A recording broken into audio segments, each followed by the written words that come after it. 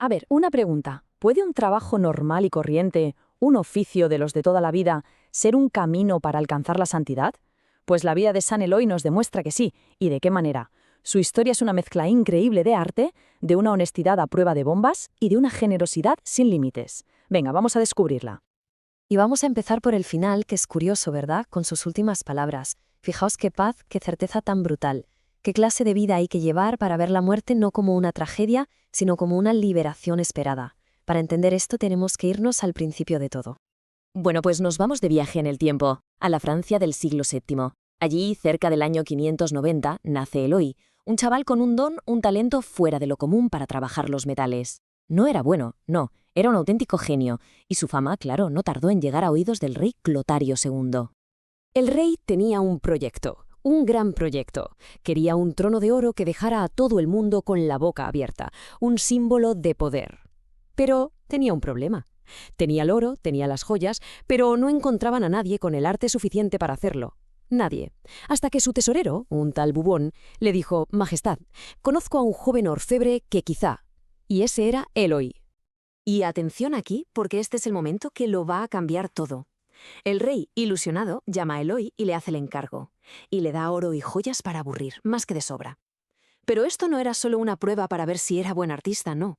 Era sobre todo una prueba de fuego para su honradez.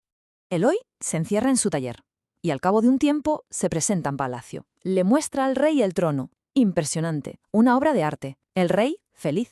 Pero esperad, que Eloy le dice: «Un momento, majestad, que hay más».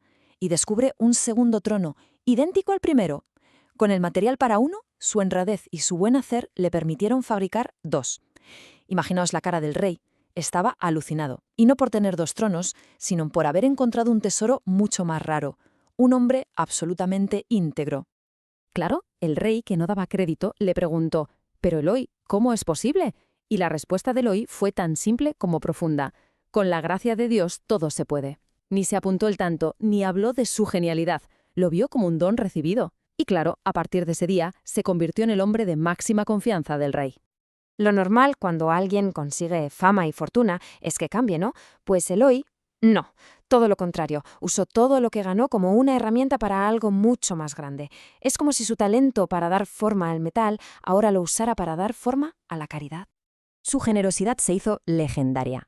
Se cuenta que si alguien en la corte preguntaba dónde vivía Eloy, le decían siempre lo mismo: «Id a la casa que la hallaréis toda cercada de pobres», que aquella es. O sea, su dirección no era una calle, era la casa donde están los pobres. Esa era su seña de identidad. Y su caridad no era dar una limosna y ya está, iba mucho más allá, a una escala que impresiona. Fijaos en este número: 100. 100 esclavos que llegó a liberar de una sola vez. Gastaba su fortuna en devolverles a las personas lo más valioso, su dignidad y su libertad, a veces de 10 en 10, de 50 en 50 y hasta 100 de golpe. Su compromiso era total.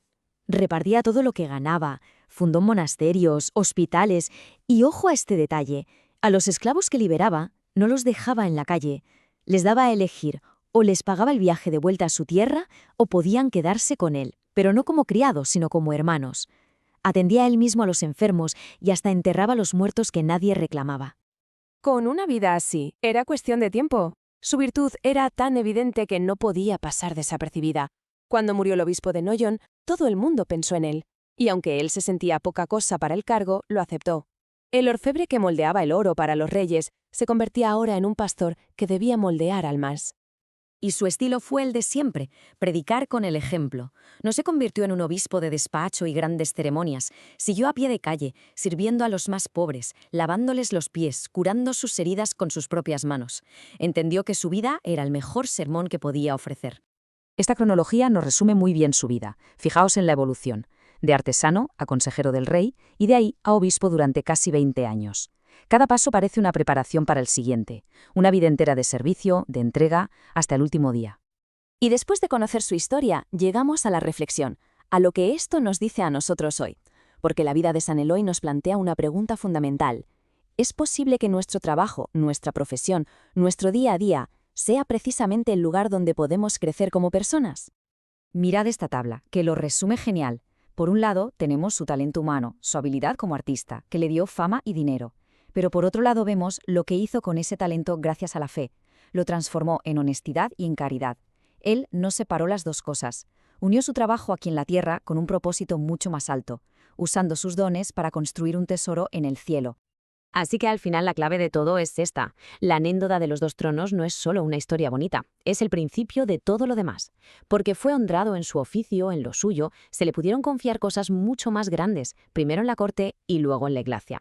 Su integridad en las pequeñas cosas de cada día fue el cimiento de toda su grandeza. Y esta es la invitación final que nos deja San Eloy. Que miremos nuestro mundo, la oficina, el taller, nuestra casa, la familia, y que nos hagamos una pregunta muy directa. En mis tareas de hoy, en lo que tengo que hacer, ¿cuál es esa pequeña semilla de honestidad, de servicio, de trabajo bien hecho que puedo plantar? ¿Cuál es esa semilla que, si la riego cada día, puede acabar dando frutos que valgan mucho más que el oro?